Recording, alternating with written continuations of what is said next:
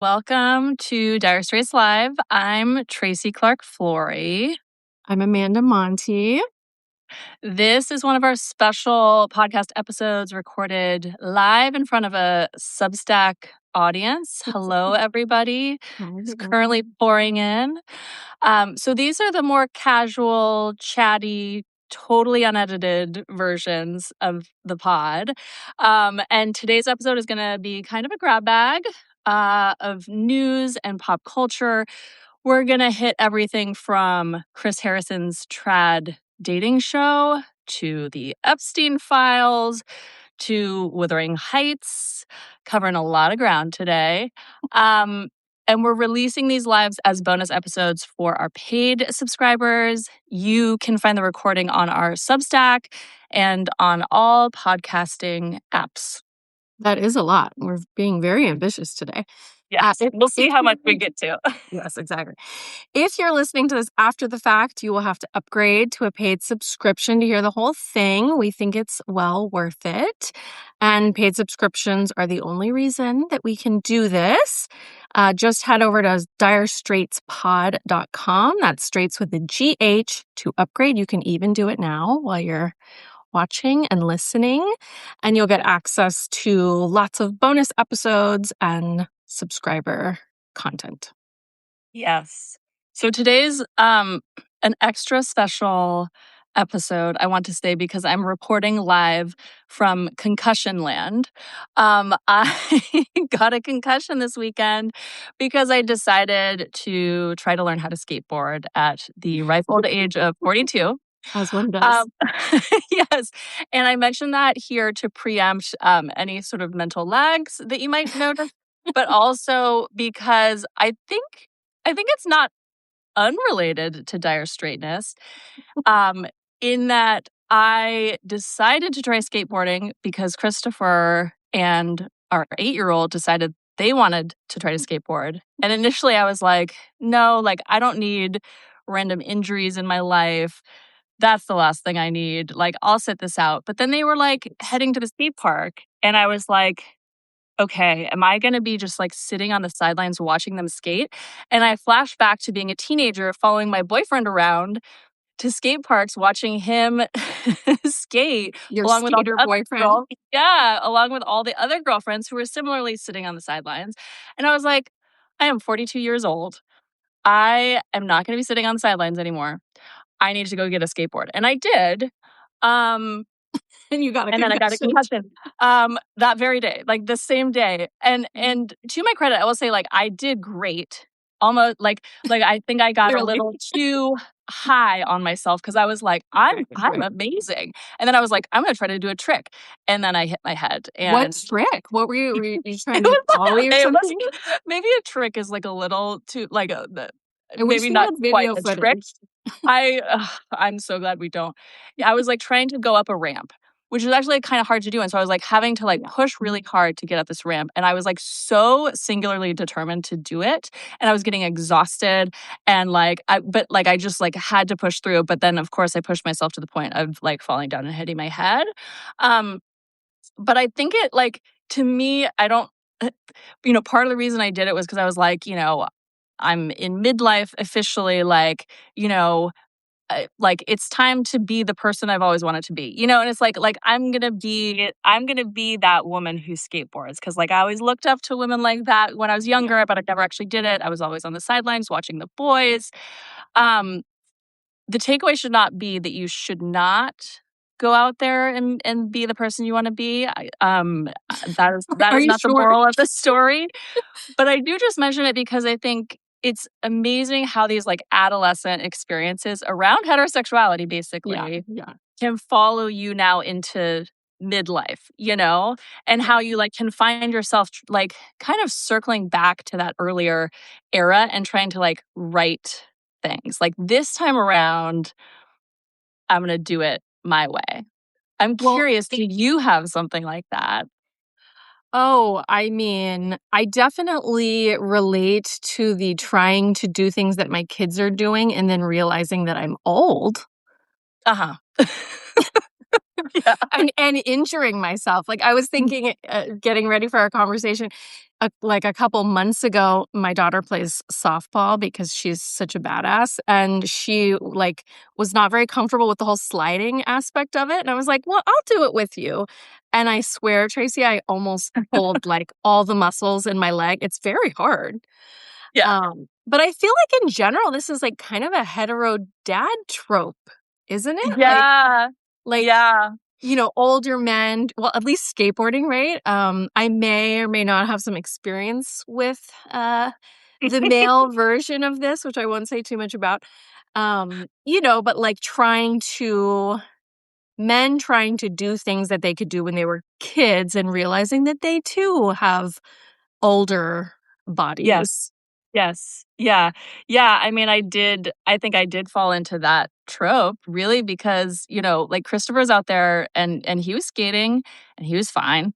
He did not get injured. And then I go out there and I end up with a concussion. And then I'm like, oh no, I'm like in bed and like have to like rest my eyes and stuff, or like, can you watch the kid while I go to the ER? Well, he So didn't get injured this time, but it's my possible. It's possible we are a household with two dads, like basically Yes. in terms of how we manifest gender roles. Yeah.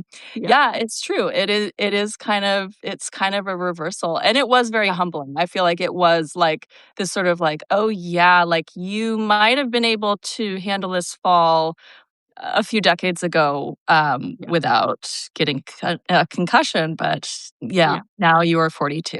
Well, Well, I'm glad you're getting out there and trying things and flipping the hetero script. And I hope that yes. your brain is okay. I don't know. Let me know how I seem after this You seem live. fine so far. Okay, cool. Cool. Okay, I know we want to talk about Chris Harrison's trad marriage reality TV show. Do we? Do we really want to I talk about it? I don't know how much you've seen. I want to just read out for everyone the casting call that went out last week, I believe. It reads, now casting, dating for a traditional marriage. Chris Harrison is back, hosting a brand new dating series. A prominent streaming service is casting single men and women who want a traditional marriage minded partnership built on commitment and shared values. We're looking for singles who believe in clear roles. Wonder what Yeah. kind of roles. Mhm. I mean, that just speaks volumes. Long-term commitment and building life together, and who are dating with real intention. Apply now. Um, so to me, immediately I thought about the Heritage Foundation report that came out weeks earlier Yeah. because they had actually suggested in it that one of the ways to save the family is to create marriage boot camps Oh my that God. bring together couples for like a few weeks where they like learn about love and commitment and fidelity. Um, and it culminates in a group marriage ceremony. Orgy? A group orgy? That would be so much better. They Um, would all be cheating on their spouses and yeah. So it was like when I saw that, I was like, oh my God, it's basically like Love is Blind, but like after the pods, where they have to live together and like figure out how to make the relationship work. And then they indeed, all of them go and have their weddings, and then they get paid, I believe, for making it to the end, right? Which is the marriage boot camp. If you get married at the end of the boot camp, you get a small sum. So it's like Love is Blind, like basically for like Heritage Foundation version. right. And No now problems with that at all. no, None of no, no. I couldn't see that going south at all. Yeah. But now basically like a week later, yeah, Chris Harrison announces that he actually like literally is doing a trad dating show. So where is I'm so confused about this because I haven't spent too much time looking at this, but I was searching it this morning and all I could find was this casting call. Yeah. So where is this going to air? Does it even Oh have no. distribution? Is this like, what is this? All it says is that it's a major streaming platform. So who could CBS? say? Yeah, right, exactly. Right. Okay, so we should remember the context of Chris Harrison's departure from The Bachelor. Obviously, he hosted The Bachelor for, I don't know, decades, like very long time. Yeah. And he left because he had defended contestant Rachel Kirkconnell Yeah. after it was revealed that she attended an antebellum themed party in 2018. Yeah. I Um, remember that.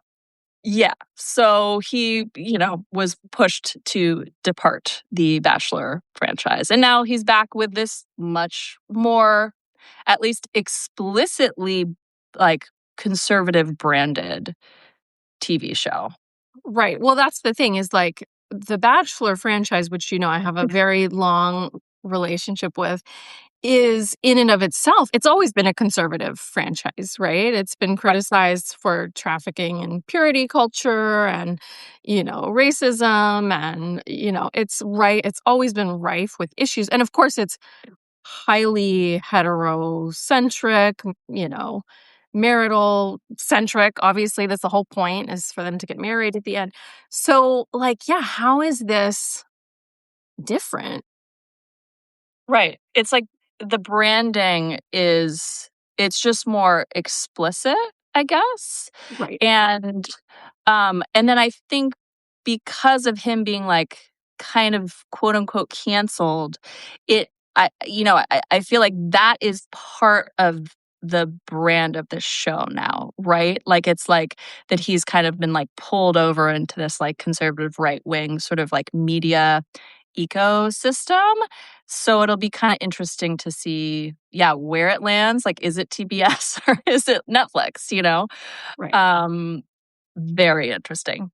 Yes. Yeah. I mean, it's interesting because some of what you'll see contestants talk about on like the more recent seasons of The Bachelor, although I've kind of stopped watching it, but recent years, right, it has been like, oh, yeah, I'm a woman and I want to work. Like very basic pushing back against traditional gender roles, right? And so Yeah. it's like almost like how could anything get more conservative than what we already have with The Well, we Bachelor? already But have. they're gonna try. They're gonna, yeah. Right. Now's Well, the and the time for it, emphasis I guess. it now is totally time for it. Yeah. I mean, the emphasis on clear roles, like that is what just really got me because Yeah. they're, like reading between the lines. It's like, of course, yeah, it's like that sort of like right wing sense of like, men don't know how to be men anymore and women don't know how to be, it is just totally that trad wife sort of like plunk you into your proper role. Yeah. Yeah. And Make yeah, marriage great again. Yeah. here we I are. also just like tangentially like find Chris Harrison as like the paternal figure on the show like so fascinating. And for a while when they were replacing him, they were like toying with having, female hosts, right? And then they decided to go with what's his name, Jesse, footballer. And like there's just a Yeah. very interesting choice to have a paternal figure at all times on the scene, sort of watching over everyone. Right. Suspect. Mhm. Indeed, so much about it is so very suspect, but I will be watching. I mean, I'm I will sorry. be watching. I can't wait to write about it. Yeah. Yes, yeah. Well, I know we also want to talk about well, again, do we really want to talk about Epstein files? We have to. I mean, I think, correct me if I'm wrong, but we've talked about like we should do some kind of episode on this, but there's so much, right? Like Yeah. not only just in terms of like the sheer volume of the files. I guess there's over 3 million files released now, just dropped in our lap with these very strategic redactions. On the other hand, there's like a kind of simplicity to what we're seeing, which we'll talk about. But I thought we should focus on two things. One, what really interested me in the recent file drop is how Epstein and his circle essentially created the Me Too backlash. Insane. I'm Right. like But also like yes. Yeah. Right. Not that surprising. So Totally. for those who are just kind of catching up here, there's a great report at the 19th, which is kind of a summary of what I mean. The headline, if you want to look it up, is Epstein tracked Me Too fallout and advised accused men behind the scenes. So documents in the files show Epstein and those he's in touch with referring to women as Me Too bitches and feminazis, sometimes by name, calling out feminists by name. Other files show him tracking Me Too stories and advising men like Lawrence Krauss, Harvey Weinstein, Woody Allen, Brett Ratner, talk show host Charlie Rose, comedian Louis C.K., former Today Show host Matt Lauer, and ex-CBS chairman Les Moonves. Such a strange last name. All of whom, right, were at the time doing damage control on their reputations, right? And so Epstein was this kind of figure that they were sort of turning to for advice. And there are emails with reporters as well about trying to reframe what was happening, trying to really reframe Me Too, right? In the emails, there's also, of course, lots of making light of abuse and degrading survivors. So, yeah, I mean, I found this all pretty fascinating and startling, and then at the same time, completely not surprising, right? Yeah. That there are these men behind the scenes, sort of crafting this conversation. I guess what I'm thinking about now is like how much you and I have discussed the Me Too backlash. Yeah. And so, like, what does this series of revelations mean for us in that conversation? Other than that, we were right. Yeah. You know, not only that this was happening, but that it was actually like this concerted PR Yeah. effort, right? On the part of abusers and men in power to frame feminists as this kind of like social threat, right? Yeah. And also like this view of women and feminists as sort of blocking or preventing men from sort of accessing their truest form of hetero masculinity, which is of Right. course rooted in abuse and domination of girls Right. and women. Right. I mean, it is so chilling. And there's so much about the Epstein case that is just like, it feels like it like validates like all the conspiracy theories, like it's just like, oh, and here it is. And it's all cataloged right here in his inbox. But that piece of it really, truly, it is amazing all these years later to see the scheming behind the scenes and the fact of these men trying to have each other's backs, right? Like the boys club of it all, like that they are motivated to support each other, not just to like try to attack their own victims and to clear their own names, but to like band together in attack, right? Totally. And I mean, just like the simmering hatred of women underneath it all. Yeah.